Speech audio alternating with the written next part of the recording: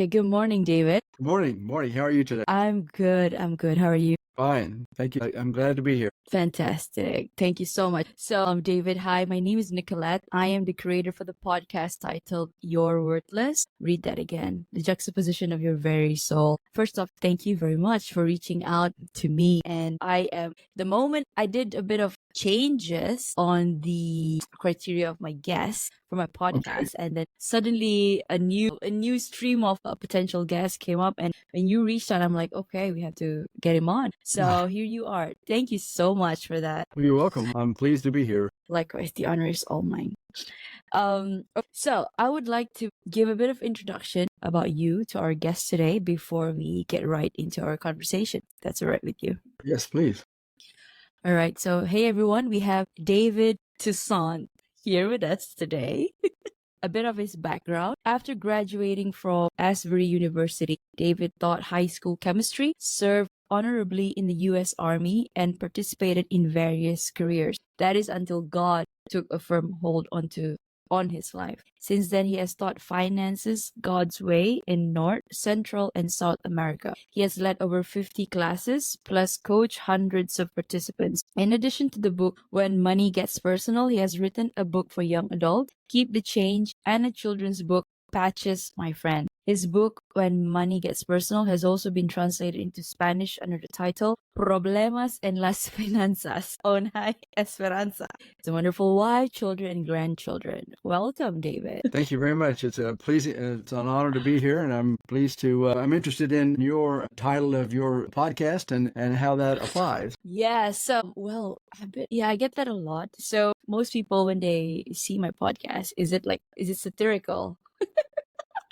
Well, I don't think it's Basic. hysterical. I think it's a serious thing because there are many people in life that feel like they're just a nothing, okay? Yes. Their life is worthless. They have no point in being, and so then they have no value in themselves, and so then they do stupid things to themselves, right? Because they don't understand the value of who they are and what they might be called to do. Exactly. Wow, we align right from the beginning. I mean, so this calls for us to go into the conversation then. But before that, can you share with us, David, what was it like growing up as David Toussaint? Well, I mean, I was I don't know if I was typical or not, but I mean, I grew up in the I'm an old guy, so I grew up in the 50s and the 60s, and that's when things were simpler in the United States anyway. We didn't have the big divide that we have now. At least I didn't experience it. And so then after I came out and I was looking for here's an example of how God's moved in my life. So I have a firm belief in God and one true God, and we can talk about that, why I have that, and what evidence there is if you want. And I'd be happy to do that. But anyway, Yes. so I was a Christian, but I wasn't walking with God. You know, I mean, I had accepted Him, but I was doing my own thing. So here I was out of the Army, and I was a college graduate, and I was feeling like I was hot stuff. I mean, I got my act together here, you know.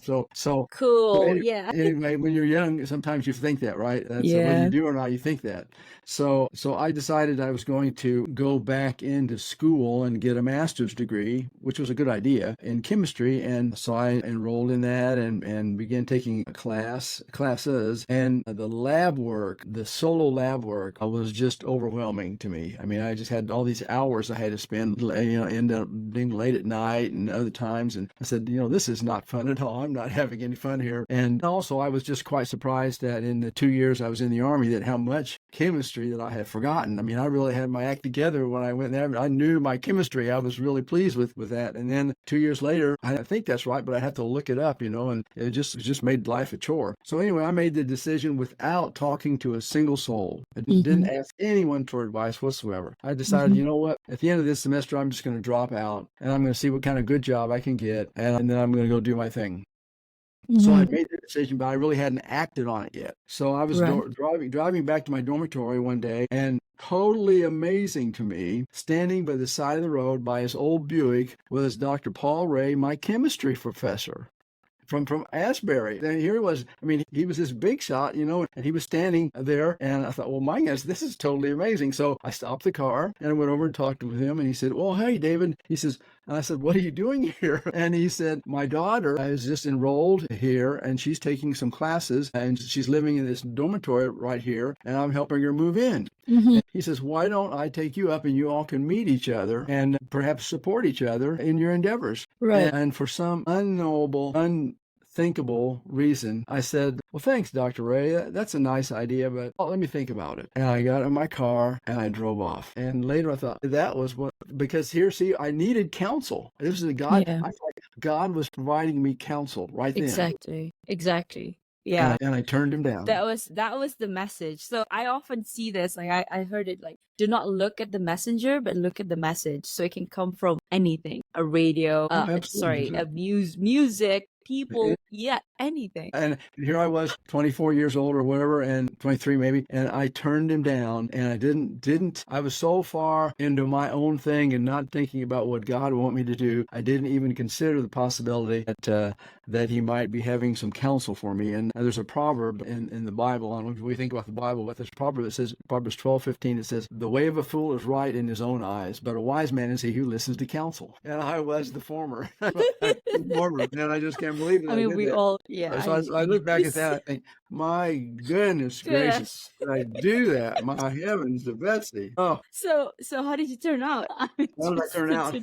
Well, I mean, so my point is that if I would have pursued my master's degree, okay, and I would have taken another year and a half, whatever it was, to get that, then I would have been, instead of here, I would have been up here. I would have been going in at a higher level, and I would have been able to accomplish, I think, a lot more in life than what I have accomplished. Now, I mean, God's blessed me, and I have accomplished some reasonable things, but that's the difference. And so what I did, I mean, I got a job selling prescription medicine, which was a fine job, and then I went into real estate, which I liked, and I did well in real estate, and then by then I was really focused on what God wanted me to do. And then the most significant thing in real estate that happened was that I had a number of apartments, and my big building was really looking good. I had done all this improvements. I put a new driveway in, I put new stairways in, I put new balconies in, I put new water line in, a roof. I just did all new furnaces, all new air conditioners. I just did it all. And so that property then was really looking good. And so then some guy came to the office one day and he said, hey, this property really looks good. He says, is it for sale? Could I talk to the owner? And my manager says, well, I don't know. I'll talk to. I'll call him and see. And so she called me, and I said, "Well, I'll talk to the guy, but I don't think it's for sale." So I set up the meeting, and so we talked, and he made me an offer, and I took it to my accountant, and my accountant said, you have depreciated in the tax code. You can depreciate property, and then you have to recoup that depreciation when you sell it. But if you never sell it, then you've got one. You're basically you're on losses. You made all this money because you have a tax loss on your property that comes across on your income every year. And so I depreciated the property. He said, David, you're going to owe at least half of all the money you get out of this property in taxes. Oh my gosh. Oh my goodness, I can't do that. And so I said, I'm sorry, I can't do that. And so he went on down the road, and then I had several employees, and if everybody did their job, the only thing I had to do basically was pay the bills at the end of the month. So I mean, I would write checks. This is back when we had checks. Checks. Not all this electronic e-transfer and all those things. Yeah. So anyway, I would write these checks, and every month when I did that, I felt like God was saying, David, are you sure you did the right thing? David, are you sure you did the right thing? Are you really sure you did the right thing? So a year and a half goes by. Okay, this was he talked to me in the summer of 2000. And so this is here now. It's December of 2000, year and a half later. And I'm still getting this message. David, are you really sure you did the right thing?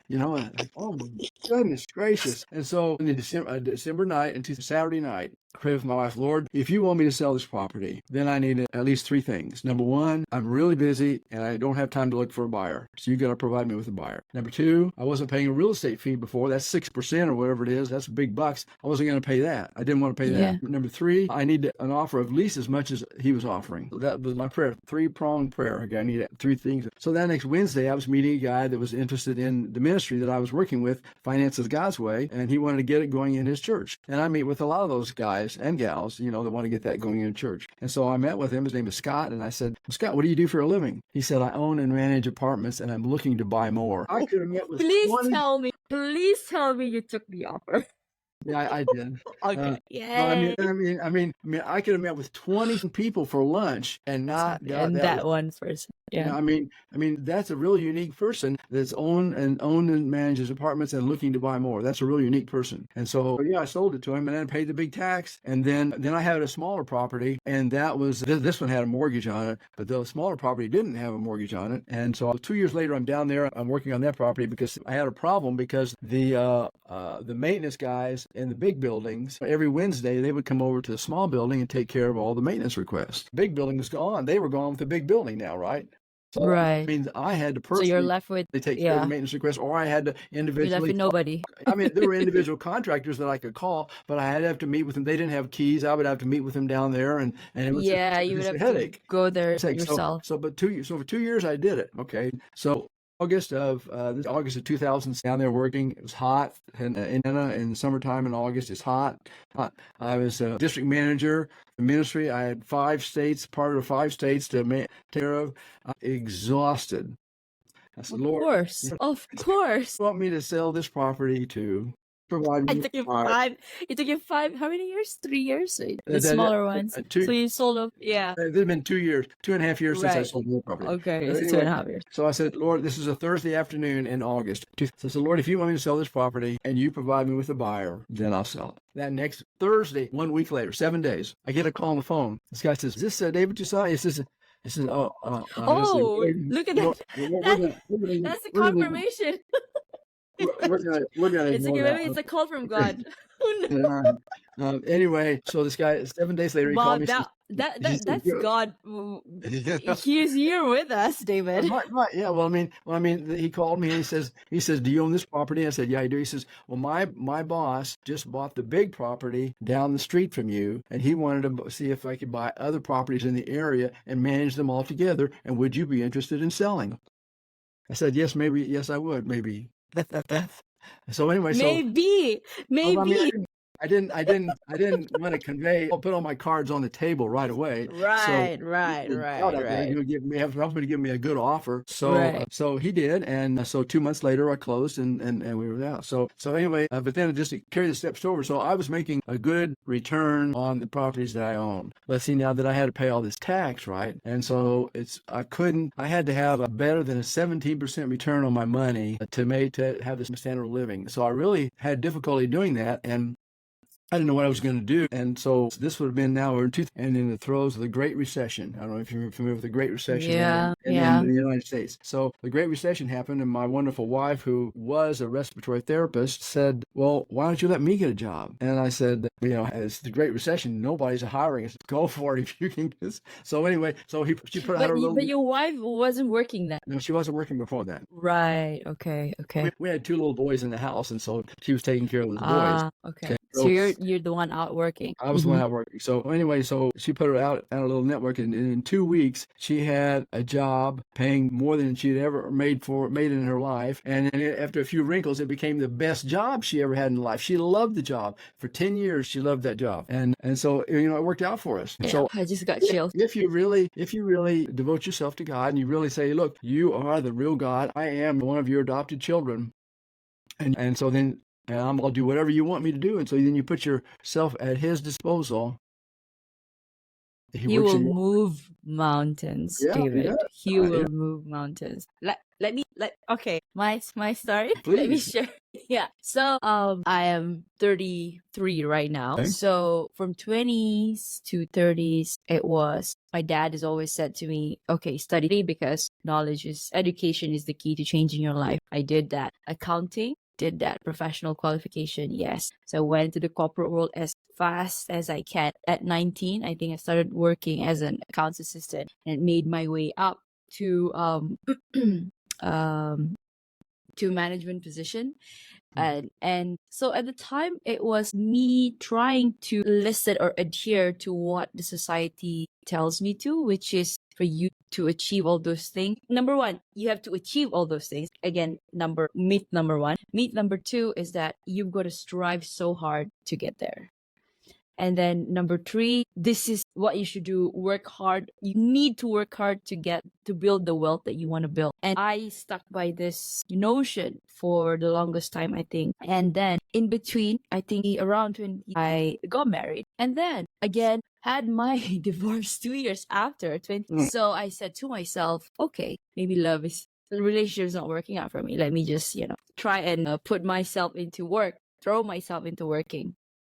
Bust my, again, just to attain that, because I was operating on the mindset that I have to strive for me to move forward until, COVID hit. And I said to myself at the time, the job before the one that I am in now, but I just left that job. So 2 jobs before this, super toxic, very prestigious, super toxic. So I stayed because number 1, again, operating from the mindset of fear that COVID, it's people, the tourism industry, there's very high probability of you not being able to look for a new job. So I stayed, even though it was toxic, degrading, all those things. And then 20, this thing called a therapy. So when you said your wife is in therapy, I'm actually moving into therapy myself and coaching. So I wanted that. I came across that therapy, rapid transformational therapy by Marissa Peer. And at the time, I did not process my divorce yet. So it was like just me sitting and just putting it under the rug and just move on with life. And until COVID hit and I had to sit with myself, really process whatever that went down with the ordeal. And at the same time, ask myself, do you really want to work in this environment? Because my bosses, they were really just bashing me. And actually the term "you're worthless" came during that time is because I felt like I was worth nothing. I amount to nothing, and I had these accolades, but to that point, every day it was like I felt like I was nothing. I was like dirt on the ground because of the abuse and the the abuse. I would say it wasn't because that place was toxic in the sense that you are required to be like that just to move forward. But I am not that kind of person, not like the other people. I'm often left behind for my promotions and whatnot. Yeah. So, and I was the understanding manager, and they said your way of leading is not working. It's not going to move things forward. So I think God gave me, I tried to stay, but the projects that I was put in were so terrible that at one point, I think it was actually God's way of saying, enough is enough, Nicolette. You don't kill yourself in this job. But still, I held on until I think February 2020, where it was too unbearable. And I took sabbatical leave for 2 months because I just couldn't do it anymore. So sabbatical leave, I said to God, that 2 months I was again fearful that I wouldn't be able to secure another job because I had commitments to pay, bills. But I prayed and I said, even though at the time it was from the divorce and the toxicity from that job, feeling worthless, I said to God, okay, I'm going to put my faith in you. Just show me, let me be myself. So that number 1 was be authentic in whatever that I felt, and why did I choose to leave my previous job, and what am I looking for in the next job. So lo and behold, I got 3 job offers.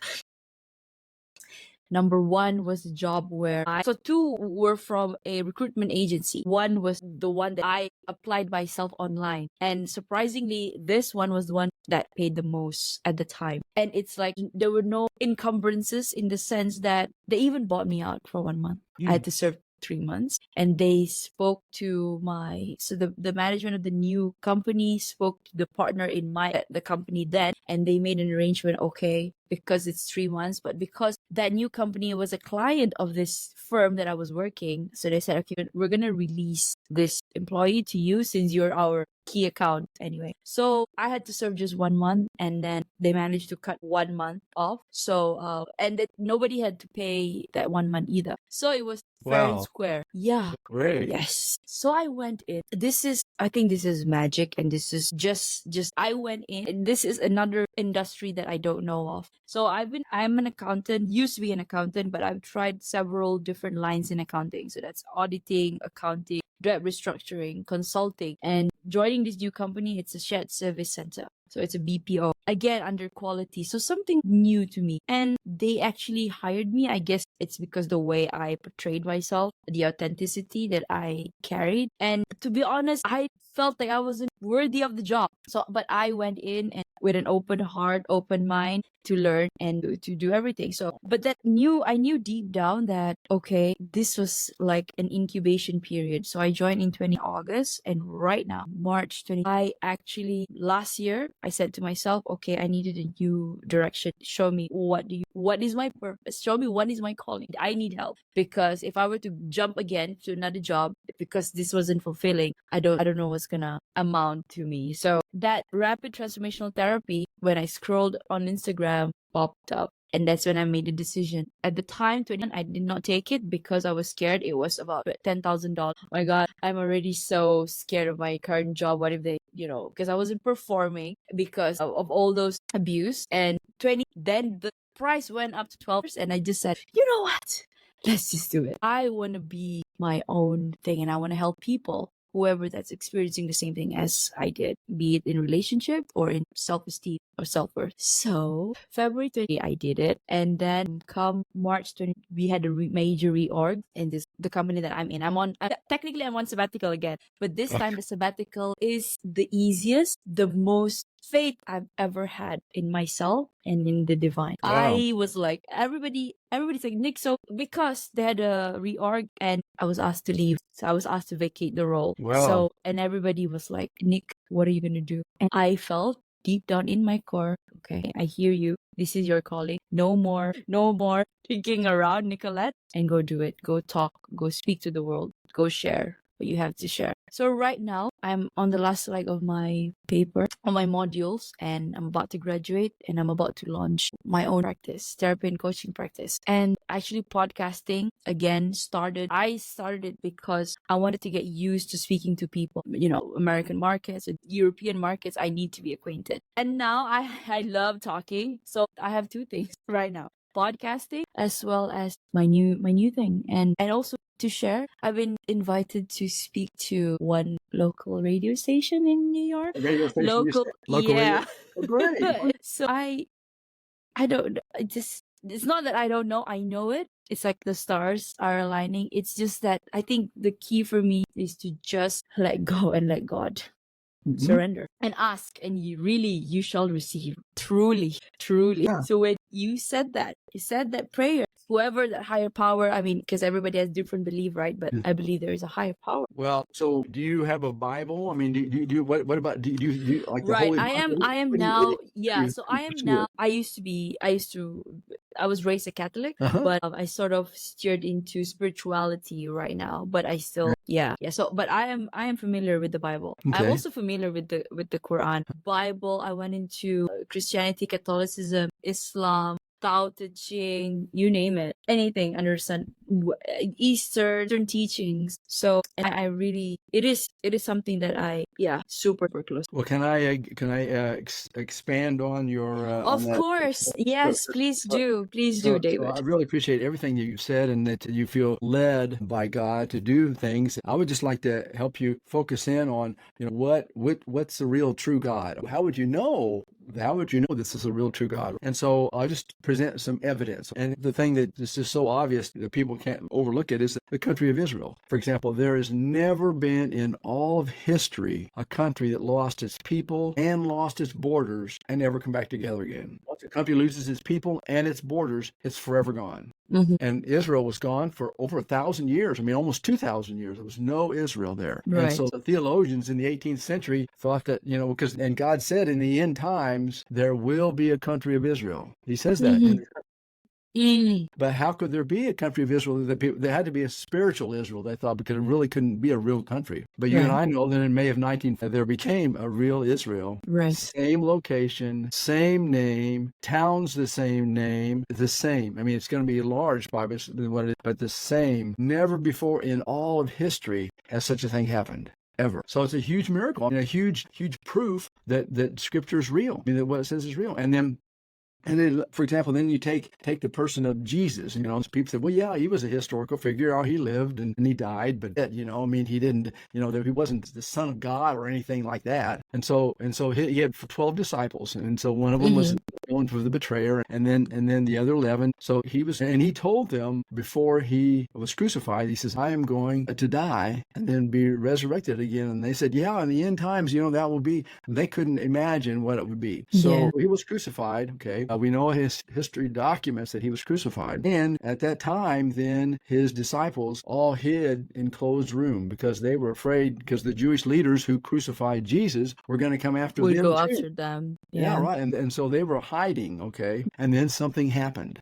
Okay. And all of a sudden, those 11 disciples became fearless, and they went throughout the known world saying that Jesus had risen from the dead. And of those 11, 10 of them were martyred, killed for their faith, for saying that Jesus was alive. Now, people don't die for a lie. You don't die over a lie. Exactly. You're not going to die over it, okay? But 10 of those 11 said, and the 11th one was John, who was exiled to the Isle of Patmos. I don't know how he survived out there as long as he did, but he wrote the book of Revelation and brought it back. And the only reason he got that back was they thought that this is a crazy book. It had to be fairy tales, and so they let it pass. But at any rate.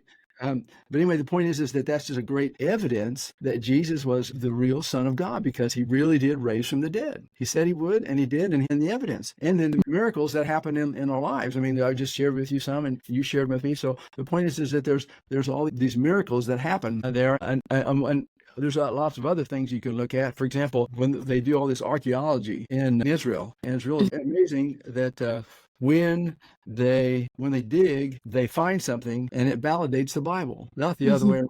It always validates the Bible because the Bible is true. And then here's another one. I don't know what you learned in school, but most people learn in school that evolution is true. We just evolved from, Darwin's theory of evolution. I don't know that we had the slime, and the slime then got together at the right temperature and the right contents and created a single cell, and then it went on from there. I mean, is that what you learned? No, biology. We started from the apes. Okay. You didn't the go apes. down below. You didn't go to single cell. No, we didn't go before the apes. So I mean, at least what I can remember. But yeah. Okay. Well. Anyway, when I was in school, they had started this, and then they teach it now that we all started with a single cell, simple organism, easily formed by available chemical components. Okay, it was just the slime was there, and it moved around, and multiplied and became a cell, and then that cell became another cell. If you do a little research, okay, and in this case, there's a book by a Dr. Ben Leahy. He's a biochemist in Pennsylvania, and he has a book called Darwin's Black Box. And in that box, in that book, he documents, and this is a quote from it. He said, "The simplicity that was once expected to be the foundation of life has proven to be a phantom. Instead, systems of horrendous, irreducible complexity inhabit the cell. Not just irreducible complexity, horrendous, irreducible complexity systems inhabit the cell." And so his point is that each tiny cell requires thousands, literally thousands, like maybe 5,000. And one biochemist told me 10, as many as 10, many biochemical reactions happening constantly to keep that cell alive and help it perform. So there's just absolutely no way that it formed by itself. It's just absolutely it's ridiculous. And even Darwin shuddered at the idea of the eye, because there's 24 components in your eyes, and almost all 24 components have to be operating perfectly before you have sight. So how are all those 24 components? How are all those 24 components going to just happen to be there and help you form sight? It's just beyond capability to fathom that. Yes. So the point is that there's just absolutely no way that we just happened. We were created. We were created by something, and the only thing that we know that we were created, it was Jesus, and Jesus said that he created everything. They created everything, and we know that he was the son of God because he fulfilled prophecy and he rose from the dead. And then we know there are miracles happening, and in the country of Israel is a great miracle that happened. This document that he's alive and working in our society today. And so that's just, so the point is that there's no, let's take a Quran. Quran is a good book, but it was written after the Bible was written. So Genesis, Exodus, Leviticus, Numbers, Deuteronomy, they were all written first. Mm-hmm. And so the Quran took the information from there and developed that. And so the one true God is who he says he is, and there's plenty of evidence to document it. So that's and there's huge power that's there available to us, huge value to us. It says that you and I were created in the image of God, and he has a specific plan for us. Our job is to find out what that plan is and then carry it out. Yes. To be human is to be the highest expression Absolutely. of yourself. And then there's a real heaven, because there are people that have gone to heaven and come back and tell us that. And also there are people that have gone the other place. I used to have a friend that was a nurse. This is a true story. I used to have a friend that was a nurse, and she told me this story. And she said a friend of hers, it wasn't her, a good friend of hers, was in this room with this lady, and was very sick. And the lady had demons and everything, and she died. Okay. And the doctor went then to the family, and he was telling them that this lady had died. Mm-hmm.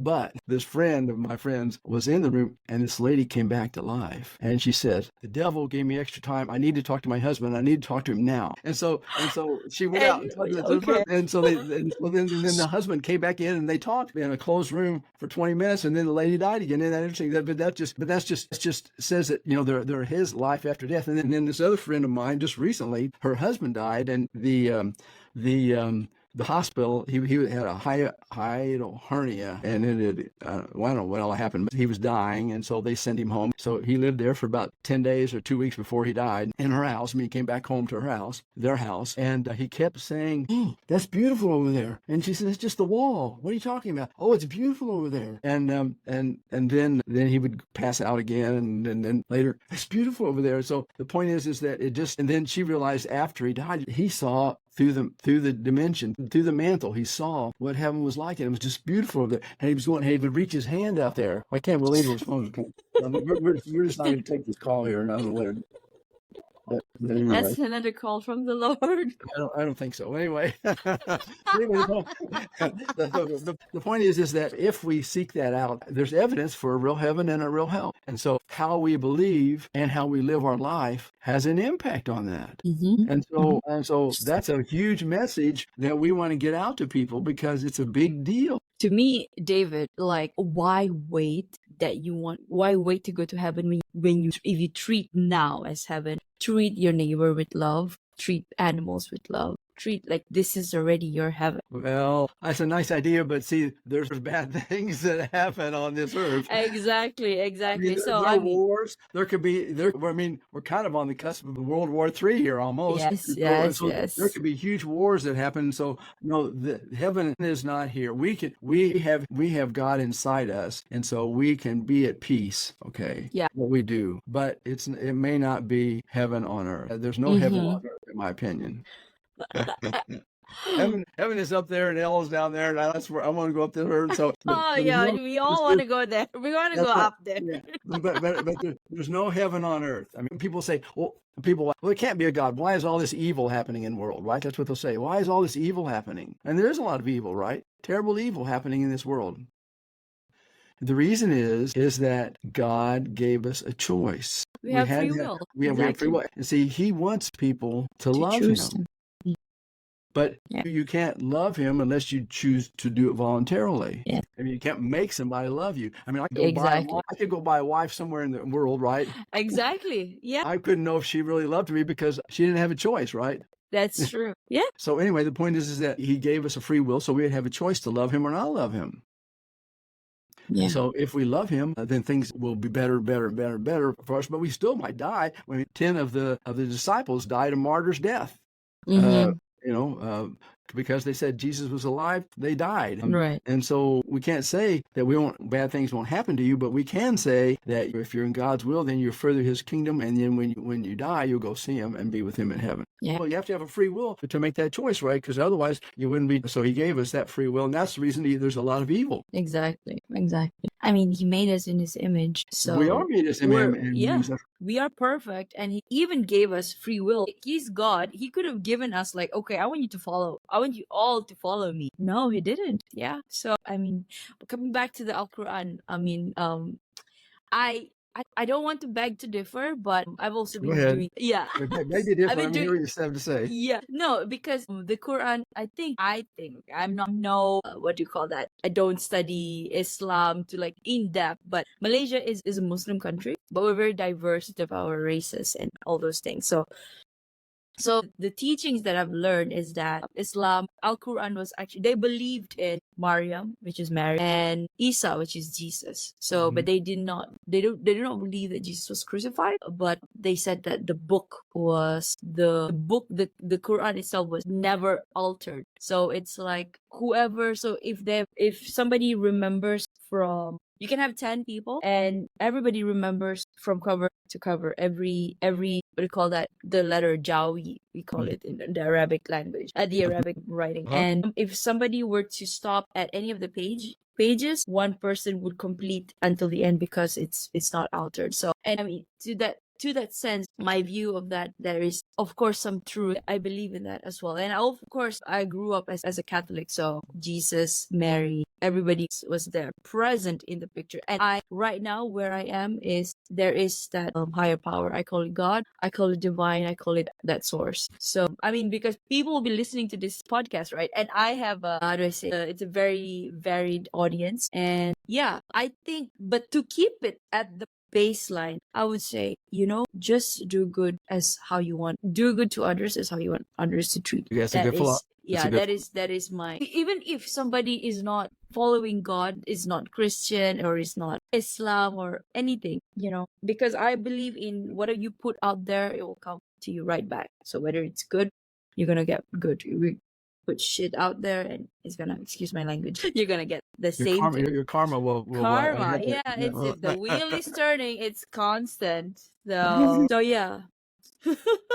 I mean, that's my key takeaway. I'm 33 years old. Not obviously, you're much more I'm seasoned. more than double your age. Yeah, but I love this kind of conversation, and I think the world has evolved so much. But it's saddening to see that people are divided, like you said from the start of this conversation, divided because of so many agenda, politics, religion, anything. Again, God gave us free will. He did.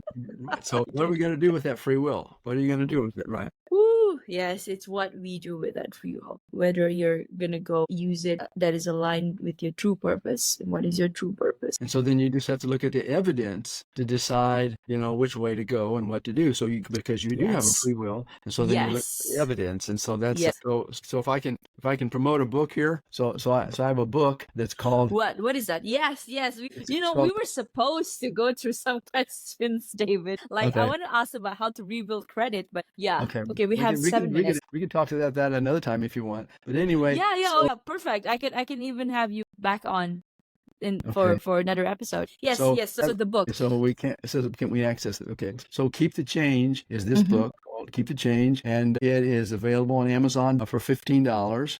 Okay. And then I also have, so this is a book for young adults. I would say people that are 16 to 26 or something like that, find their way in life. What kind of job are they going to get? What kind of job should I get, et cetera. And then some of the evidence is about the faith. And then for adults, I have a book called When Money Gets Personal. Okay. Can you give us a takeaway, please? Like the gist of each book. Okay. Well, the gist of this book is, I've been a coach for 30 years. And so I have all these stories. So I picked 70 plus stories that are in here, the people that had difficulties of one form or another and how they dealt with them, or how they should have dealt with them, or how they could have dealt with them, and how God would have wanted them to deal with them, their situations. And so, as the top thing says, is handling financial dilemmas in life's defining moments. Okay, that would be that nutshell. And so we talk about, what if you have no peace? Because a lot of people have no peace in this world today. Like inner peace, like inner peace, right? Inner peace, yeah. How do you have no inner peace? As a woman, how to regain control and get peace? Here's another one. What if you can't make your payments? Now, this applies to the United States primarily. I'm not familiar with, how all the other countries necessarily work, but this is in the United States. And how to deal with hospital bills, because they can run up really big, really fast. How to deal with Co-signing, that's a problem here. Then Co-sign or is it the co-pay thing? co-signing would be like if my one of my sons couldn't buy a car because he didn't have a good enough job. Right, to make like payment. a collateral, like a Yeah, collateral, exactly. And so then right. I Okay. co-signed, which we don't recommend, by the way. But anyway, so that's a lot of that is done here. And then how to pay off your debts fast. And we call it debt snowball method. So that's what this book is about. And this one that I just talked about it's about how to understand how does God want you to manage your money in the first place? Can you please tell us? Like, I'm interested to know. well, A summary of that. Summary. Yeah. That's I get nervous about summaries because Well, it's okay. Whatever that. okay. Yeah. Okay. What was, for example, God doesn't want us to borrow. And the world says, hey, you go ahead and borrow. It's no problem, just as long as you can make your payments. But God says in Proverbs 22:7, just as the rich rule the poor, so the borrower is servant to the lender. God doesn't want you to be a servant to the lender. He wants you to be a servant to him. Now, is borrowing a sin? No, it's not a sin. Okay, it's not a sin, but it makes life difficult. And so what you want to do is you want to borrow as little as possible and pay it off as fast as possible.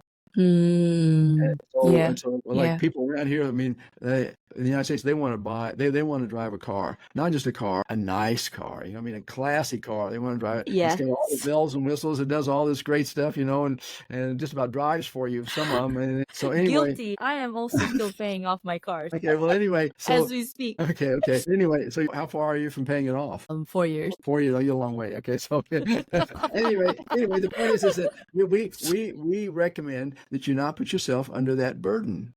It's a burden, because it is. If you have problems, then you could really have a problem. You might lose your car. So anyway, we suggest ways to do that, and that's in here. There are ways to do that. So how to deal with debt, all kinds of ways, including co-signing, and how to calculate it.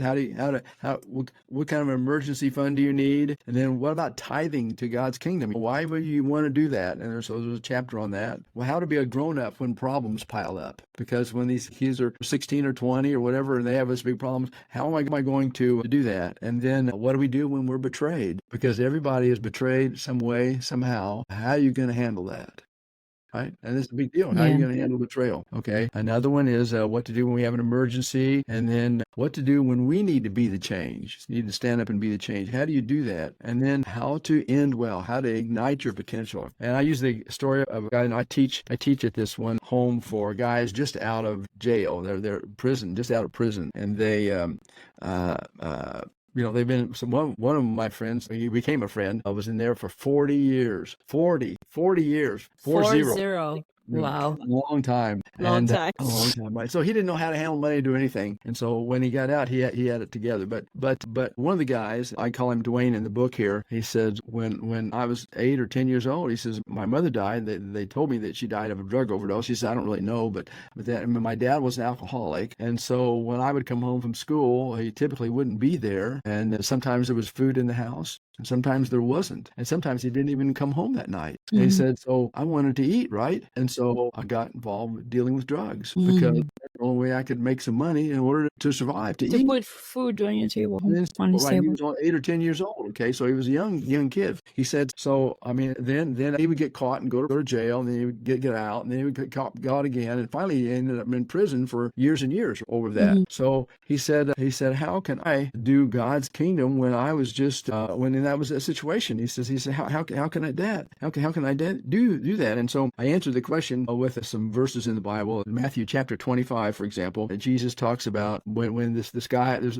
owner of the vineyard, and he went on a long journey. He assigned people with some tasks, and one of them he gave 10 talents, and a talent was like many thousands of dollars. He gave one of them 10 talents, another one he gave him 5 talents, another one he gave 1 talent. And so he went on this journey, and he came back, and he says, "Okay, what do you guys do with that talent?" They have thousands of money, right? And so the guy that had 5 talents, there's different stories. The one here is 5 talents and 2 talents and 1. But anyway, and there's another one that says 10 and 5. But anyway, so we use the story here where the 5 talent was the big guy. He got the most. Okay, so he got 5 talents, and so when he came back, his master said to him, "Well, what have you done?" And he said, "Well, I have taken your money, and I have earned 5 more talents. And he said, well done, good and faithful servant. You were faithful with a few things. I'm going to put you in charge of many things. Enter into the joy of your master. So he really commended him for doing well, right? And so then the guy with 2 talents, and it says he gave them each according to their own ability. I should have said that too. He gave the 5 talents and the 2 talents and the 1 talents each according to their own ability. And so then the guy that had 2 talents, he came back and he says, look, you gave me 2 talents. I've earned 2 more. And he said in verse 23, he says, the master said, well done, good and faithful servant. You were faithful with a few things. I will put you in charge of many things. Enter into the joy of your master. So what was the difference in the commendation between the 5 talent guy and the 2 talent guy? Nothing.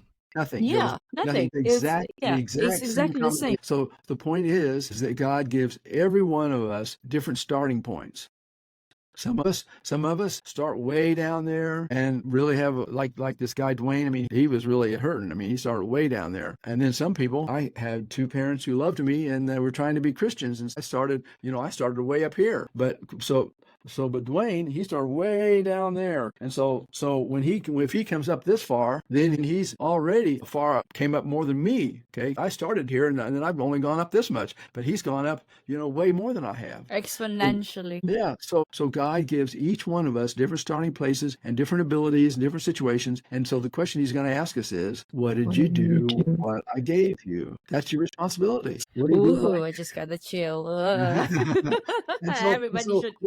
This is what people should be thinking about. Like, that's your mission in life. What did I do? Okay, God gave me this and this and this, or He didn't give me anything. So what can I do with what little I've got? With what you have, Yeah.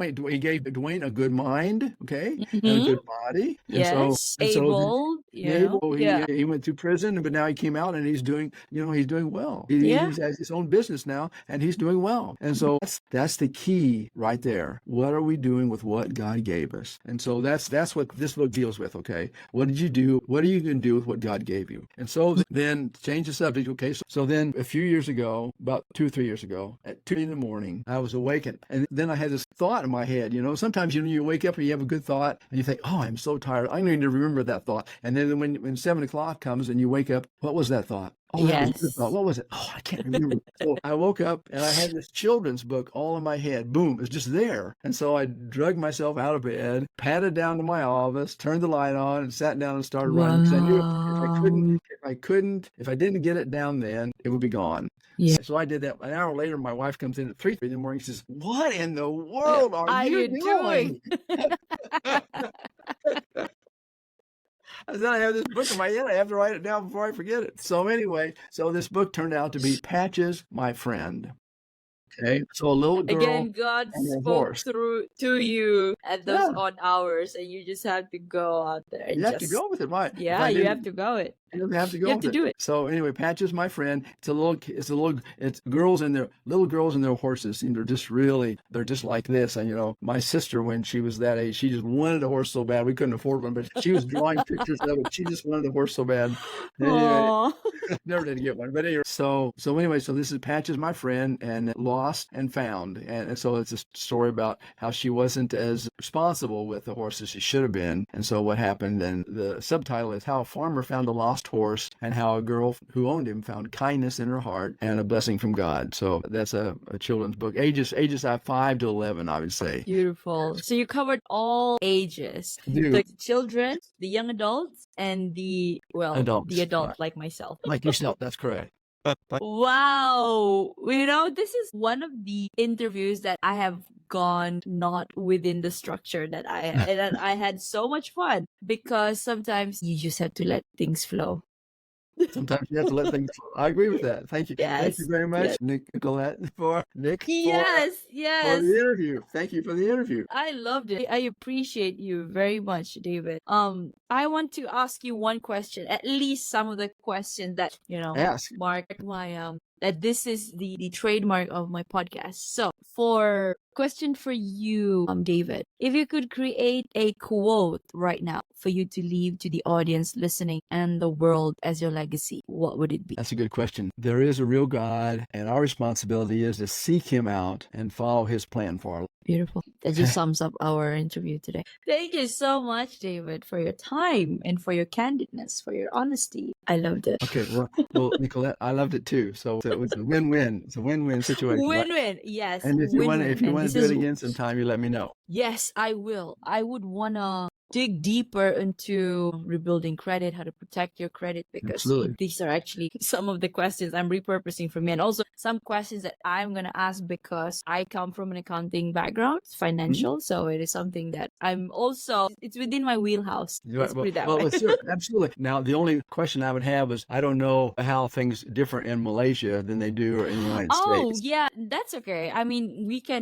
we'll converse it out. Like, Okay. you can share with me how it is in the US, and then I can share like how it is done in Okay. Malaysia. Okay, right, we'll do that. Perfect. So, David, thank you so much. You have a great day ahead. And once this episode airs, I will let you know. Okay. Are that'll be- what social media do you have? I mean, Facebook. and- Okay. Facebook. All right. Or I can drop you a message that this has been released in Spotify and YouTube and all of the other channel. And then Okay. you can disseminate it to your Okay. And the books are available on Network. Amazon. The books are available Right, on Amazon. right. Amazon. Amazon. Yeah, we get Amazon here. Yes, we Okay. do. Although Yeah. it's not big, but we do. We have, yeah. I've Okay. ordered things from Amazon before. All right, good. Well, So thank you very much. perfect. Thank you so much, David. You have a great day. You have a great day too. Thank you. Take care. Thank you. Bye-bye. Take care.